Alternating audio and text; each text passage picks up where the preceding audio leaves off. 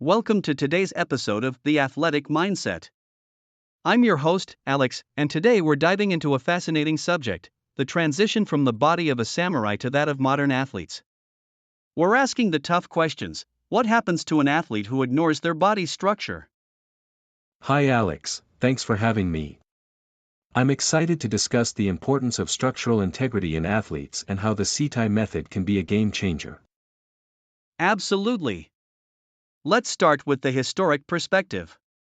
We often think of samurais as fierce warriors, but their bodies were also their primary tool. Can you tell us how their physical conditions mirror what athletes experience today? Sure. In feudal Japan, samurais endured heavy armor, which put immense strain on their bodies.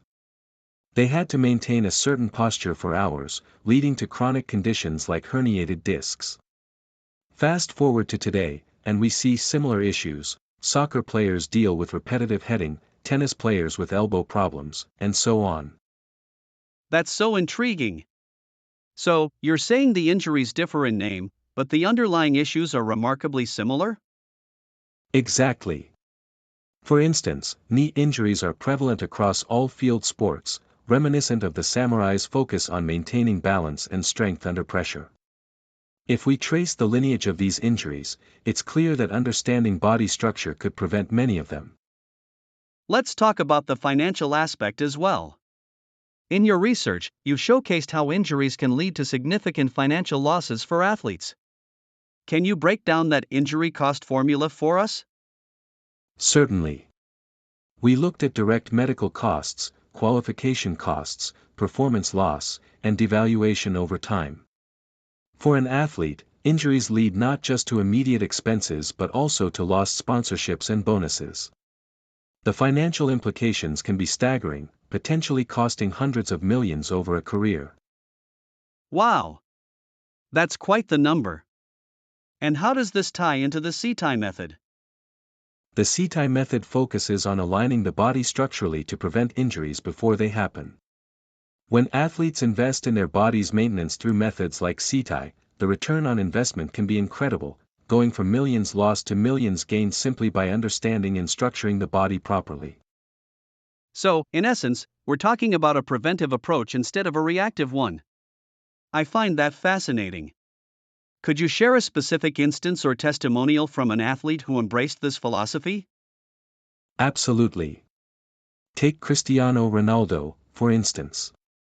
At 40, he continues to perform at an elite level, not just because of his talent but due to his dedication to maintaining his body. His investment in structural health allows him to avoid the common pitfalls many of his peers face. That's a prime example. So, it seems clear that the choices athletes make about their body directly correlate to both their performance and their financial success. Yes, exactly. It's about choosing to view oneself as an asset. An athlete should prioritize their structure just as a company would its machinery. Ignoring fitness and recovery not only affects performance but also quality of life and longevity in their career. What about the invisible costs? You mentioned anxiety and fear as detrimental factors. Can you elaborate on that? Certainly. Athletes living with chronic injuries often develop anxiety around their body and performance. This fear manifests as lowered confidence, which can reduce their overall performance significantly. It's a psychological toll that isn't accounted for in physical assessments. That's an eye-opening perspective. It's not just about physical recovery, mental fortitude plays a huge role in performance. Exactly, and that's where methodologies like Setai can help both mentally and physically, creating an environment where athletes can regain their confidence while maintaining their bodies. As we wrap up, what would your final takeaway be for athletes and professionals in sports management?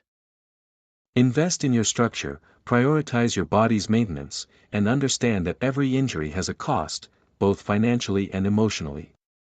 It's not just about talent, it's about making informed choices that protect your career and legacy.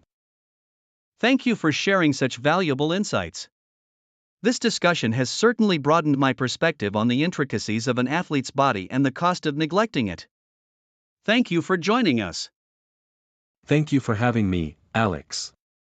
It's been a pleasure discussing these important topics. And thank you to our listeners for tuning in.